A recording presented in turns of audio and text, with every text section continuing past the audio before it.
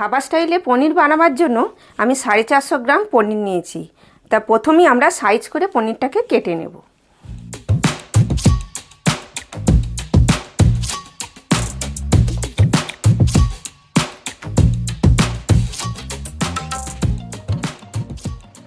ধাবা স্টাইলে তো পনির বানাচ্ছেন, ঠিক এইভাবে চৌকো করে কাটবেন, এর থেকে ছোট করবেন না। তো এইভাবে কাঁটা চামচে করে একটু করে দাগ দিয়ে দেবেন এইভাবে, তাহলে এর মধ্যে ঝাল মশলা জুসটা ভালোভাবে ঢুকবে। প্রত্যেকটা পনির এইভাবে দাগ দিয়ে দেবেন। পনিরের নিজস্ব কোনো স্বাদ নেই, তো এটাকে আমি হাফ চামচ নুন আর একটু গোলমরিচ গুঁড়ো মাখিয়ে 10 মিনিট রেখে দেবো।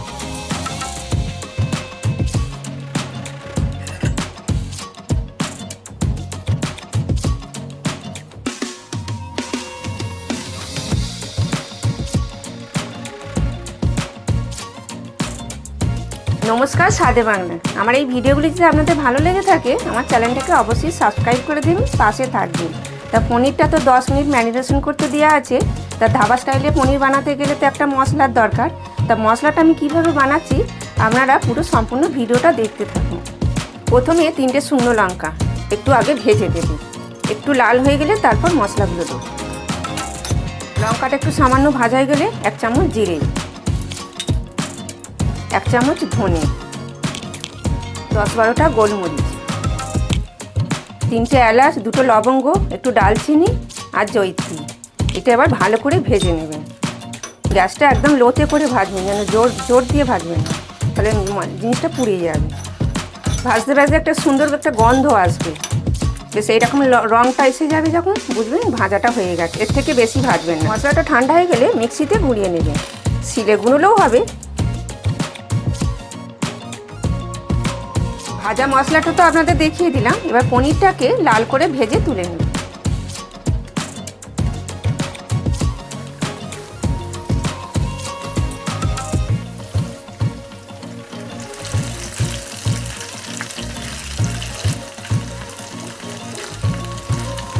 যখন দেখবেন এরকম কালার চলে এসেছে তখন ভেজে তুলে নেবেন। পনিরটা তো ভেজে তুলে নিলাম। এবার পেঁয়াজ, ক্যাপসিকাম, টমেটো আর কিছু আদা কুঁচো সেইটা আমরা ভেজে তুলে নেব। যেমন চিলি চিকেন করার সময় যেমন পেঁয়াজ ক্যাপসিকাম কুঁচোন সেইভাবেই কুঁচোবেন। তা দেখুন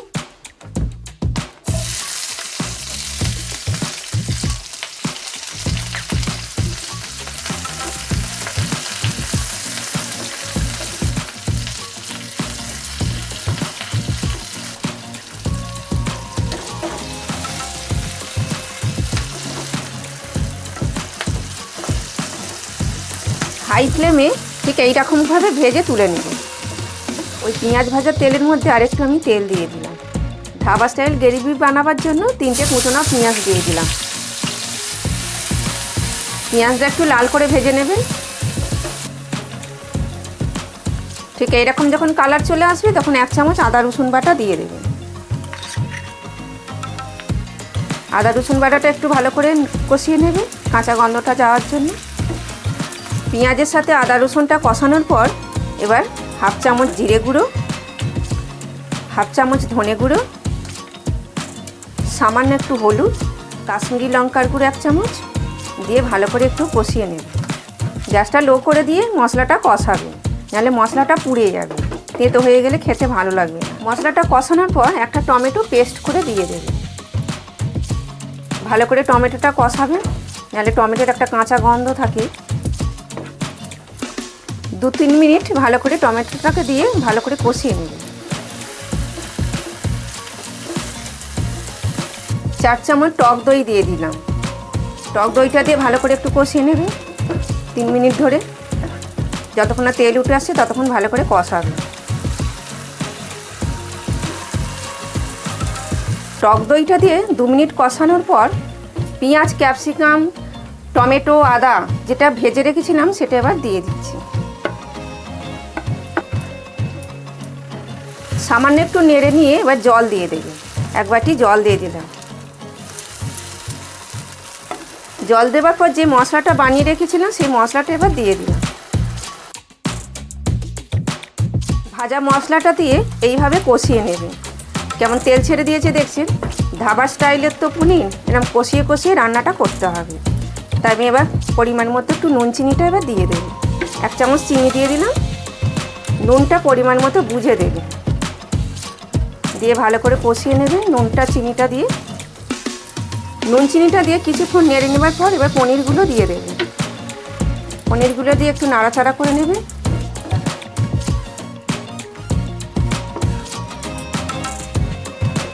নিয়ে এবার জলটা দিয়ে দেবে, যেমন গ্রেভি পছন্দ করবেন সেই হিসাবে জলটা দেবে। আমি 1 বাটি জল দিলাম আর 1/2 বাটি আমি দিয়ে দেবো। গ্যাসটা মিডিয়ামে রেখে 3 মিনিট চাপা দিয়ে দেবে। 3 মিনিট হয়ে গেছে, এবার ঢাকাটা খুলে দেখাচ্ছি আপনাদের। দেখুন কত সুন্দর কালার এসেছে, কেমন তেল উঠে গেছে। এবার আমি ফ্রেশ ক্রিমটা দিয়ে দেব। 4টে কাঁচা লঙ্কা ছেঁড়া দিয়ে দিলাম, দিয়ে একটু নাড়াঘাটা করে দেবে।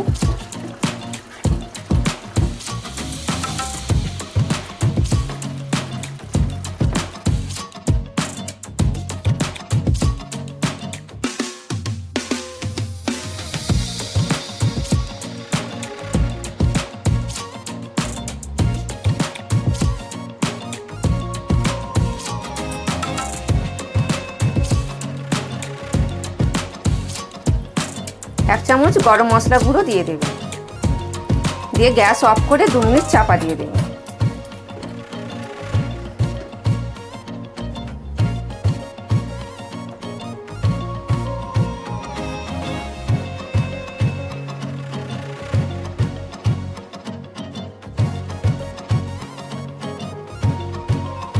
আমার এই ভিডিওটি যদি আপনাদের ভালো লেগে থাকে আমার চ্যানেলটাকে অবশ্যই সাবস্ক্রাইব করে দেবেন আর পাশে থাকবেন।